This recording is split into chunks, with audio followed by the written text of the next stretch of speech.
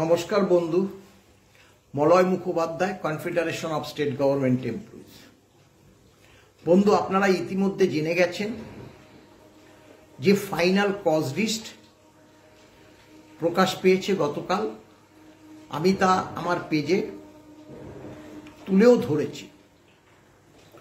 সেখানে 13 নম্বর কজ লিস্টে মামলাটি বিরাজ করছে। অর্থাৎ এই 13 নম্বরের প্রেক্ষিতে অনেকেই প্রশ্ন করেছেন যে 1 নম্বরে থাকবে মামলাটি, শোনা গিয়েছিল। বলছি যে আমরা মামলাটি 1 নম্বরেই আছে। আপনারা লক্ষ্য করবেন, আমি যে সুপ্রিম কোর্ট থেকে যে প্রকাশিত যে কজ লিস্টটা প্রকাশ পেয়েছে, সেখানে 13 নম্বর থেকে শুরু হয়েছে অ্যাডমিশন স্টেজের মামলাগুলো, এবং সেখানে লেখা আছে টপ অফ দ্য লিস্টেই মামলাটা শোনা হবে। আরও একটা ব্যাপারে প্রশ্ন তুলেছেন যে গতবার মামলাটাতে সঞ্জীব মেহতাতে সেকেন্ড ম্যান মাননীয় জাজ হিসাবে স্থান পেয়েছিল, কিন্তু এবার দেখা যাচ্ছে মাননীয় বিচারপতি প্রশান্ত কুমার মিশ্র তিনি থাকছেন মাননীয় সঞ্জয় কুমার কারোলের সাথে। এখন এই প্রশ্নটাও তুলেছেন। দেখুন, ব্যাপারটা আমি এর আগেও বলেছি যে মাননীয় দীনেশ মাহেশ্বরী এবং মাননীয় ঋষিকেশ রায়ের সঙ্গে সেকেন্ড ম্যান হিসাবে কিন্তু মাননীয় এই যে সঞ্জয় কারোল দুবার কিন্তু তার সঙ্গেই বসেছিলেন, এবং এখন তিনি 1 নম্বর জাজ হিসাবে তিনি আমাদের মামলাটি শুনছেন। এখানে সঞ্জয় কারোল যেমন আছে, তেমন প্রশান্ত কুমার মিশ্র তিনিও কিন্তু আমাদের এই ডিএ মামলাটা দুবার তিনি বসেছিলেন মাননীয় ঋষিকেশ রায়ের সঙ্গে।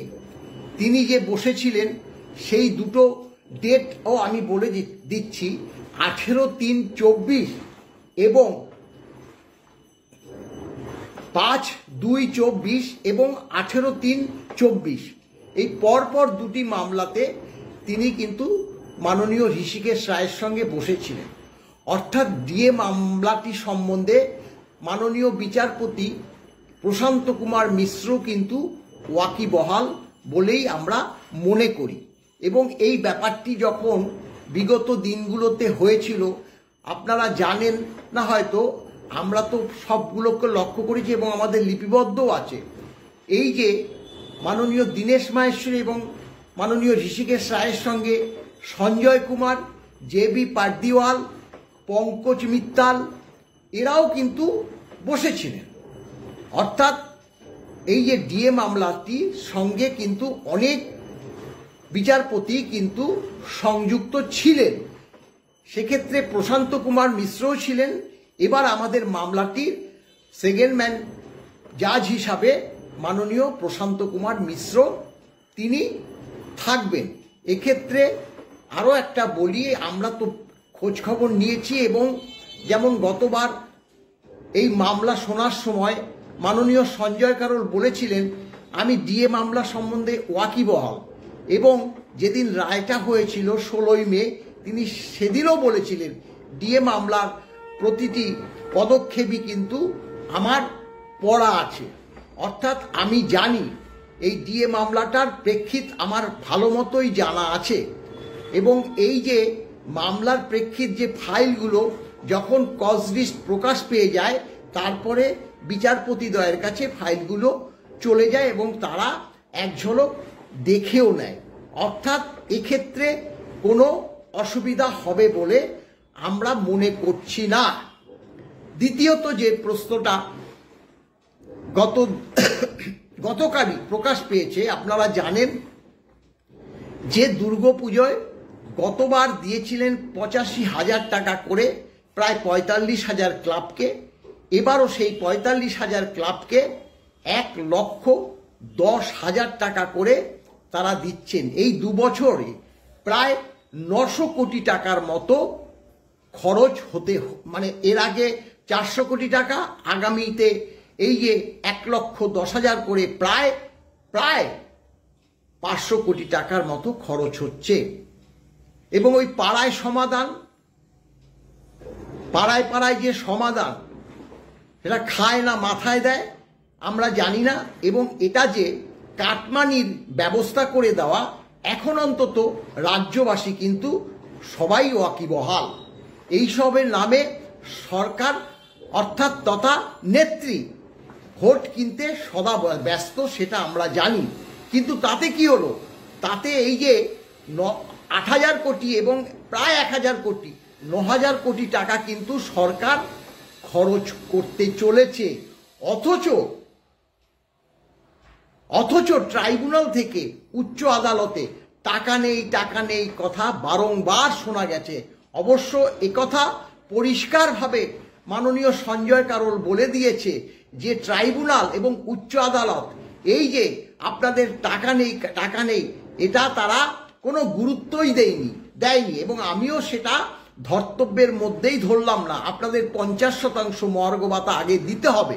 সেক্ষেত্রে তখন তো আপনারা জানেন মাজা ভেঙে দেওয়ার কথা বলে সেটাকে অর্ধেক করা হলো, অর্থাৎ ২৫% বা ১০,০০০ কোটি টাকা।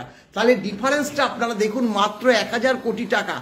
মাত্র ১,০০০ কোটি টাকার জন্য আমরা আমাদের ২৫% দিয়ে পেলাম না। সরকার কি করলো? MA ফাইল করে হাত গুটিয়ে বসে আছে। এবং এই যে তথ্যগুলো আমরা কিন্তু পরিষ্কারভাবে আগামী ৪ তারিখ আমাদের যে আইনজীবী তারা তুলে ধরবেন যে সরকার এইভাবে যে সর্বোচ্চ আদালতে মিথ্যে বার্তা পরিবেশন করছে, টাকা নেই যেখানে বলছে, সেখানে কিভাবে ৯,০০০ কোটি টাকা তারা খরচ করতে পারে। তাই আমাদের দৃঢ় বিশ্বাস যে এবার আগামী ৪ তারিখে মামলাটি কিন্তু সম্পূর্ণভাবে ১০০% দিয়ে দেওয়ার কথাই তুলে ধরতে পারে বলে আমরা মনে করছি। এবং মামলাটি খারিজ করে বলবে যে আমরা সর্বোচ্চ আদালত আপনাদেরকে ১৫ দিন হোক, ১ মাস হোক, ২ মাস হোক সময় দিচ্ছি, এর মধ্যে যদি টাকা মিটিয়ে না দেওয়া হয় তাহলে কিন্তু আমরা এর প্রেক্ষিত ব্যবস্থা গ্রহণ করব। অর্থাৎ রুল জারি করে যদি এই দিয়ে দেওয়ার বার্তাটি সর্বোচ্চ আদালত গুরুত্ব সহকারে তুলে ধরেন তাহলে কিন্তু আমরা ডিএটা অবশ্যই পাবো, এবং তা পুজোর আগেই পাবো। তিনি তো ১,১০,০০০ টাকা করে দুর্গাপুজোর ক্লাবগুলোকে দিচ্ছেন, তার আগেই আমরা এই যে বকেয়া ডিএটা পাবো বলেই আমরা মনে করছি। ভালো থাকবেন, নমস্কার।